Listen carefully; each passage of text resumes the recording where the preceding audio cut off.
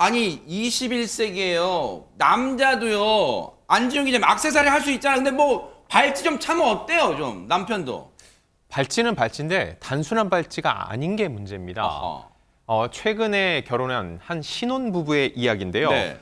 신혼 초기에는 아내가 남편의 이상한 점을 하나 느낍니다. 뭘까요? 바로 남편이 씻을 때도 잠을 잘 때도 24시간 발찌를 하고 있다는 거죠. 발찌사랑 대단한 거. 그렇죠. 네. 궁금해질 수밖에 없죠. 왜 그렇게 사랑을 하게 됐는지. 어허. 그래서 물어봅니다. 네. 그래서 남편은 얘기를 해요.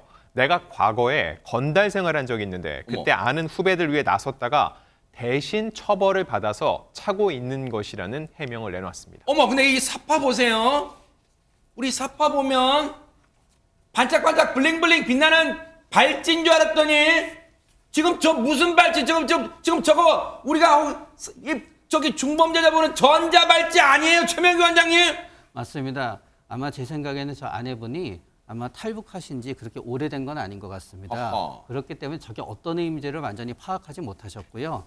그러나 이제 쭉 정기적으로 면담을 하는 정부기관 요원분한테 저거를 말씀드렸더니 저 의미를 알려주셨다고 그럽니다. 어허. 저게 어떤 전자발찌라는 걸. 네. 그런 다음에 한번 그 여성가족부 사이트에 가서 한번 이렇게 검색을 해보셨대요. 어허. 그랬더니 자기 남편 이름을 검색하니까 글쎄 성범죄자로 이렇게 되어 있었다 그래요. 어머. 그러나 남편의 핑계는 결국 뭐냐? 자기는 성범죄를 저지른 적이 없는데 자기가 남을 위해서 이제 대신 범인이 되었다라고 얘기하긴 하지만 네. 그렇다 그러면은 이 전자발찌의 의미 같은 걸 처음에 다 얘기를 했어야 되는데 네. 그런 맥락을 설명 안 한 거를 봤을 때 남편 측의 얘기의 개연성이 많이 떨어진다는 생각이 듭니다. 하하. 보세요.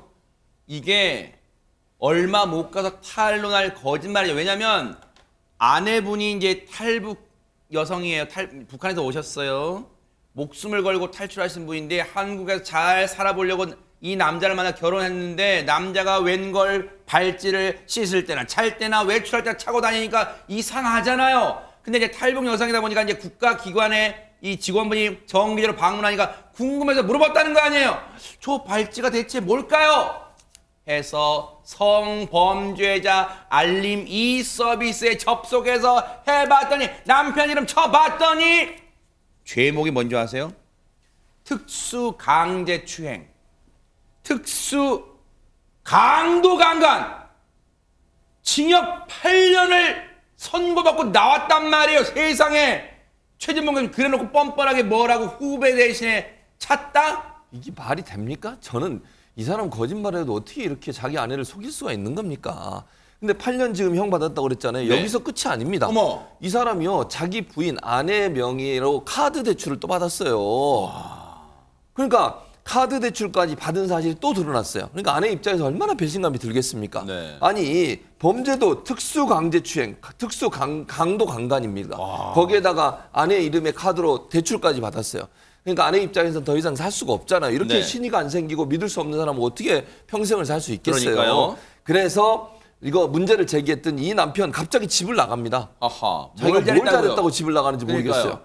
그래서 결국 아내는요. 대한법률구조공단의 도움을 받아서 혼인 취소와 함께 위자료 1,500만 원을 청구하는 소송을 제기했습니다. 지금 혈혈단신으로 대한민국으로 필사에 탈출했던 이 아내분.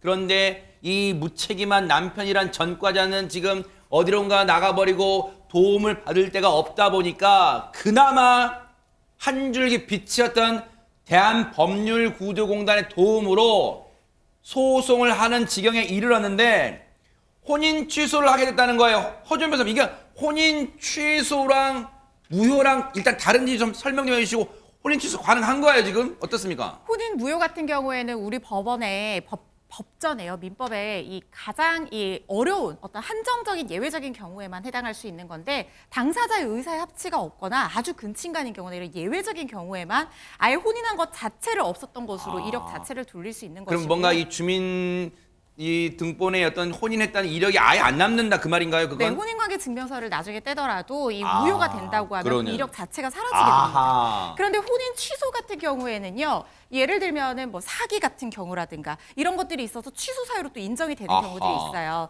이렇게 전과 이력을 숨기는 경우에는 이혼보다는 혼인 취소 사유에 해당할 가능성이 거의 대부분 아주 그래요? 높습니다. 오. 왜냐하면 단순히 우리가 결혼을 할 때 내가 연봉 이 정도야 아니면 내가 빚이 이 정도 있을 때 조금 조금 부풀리거나 좀 숨기는 정도까지는 사기라고 보지 않아요.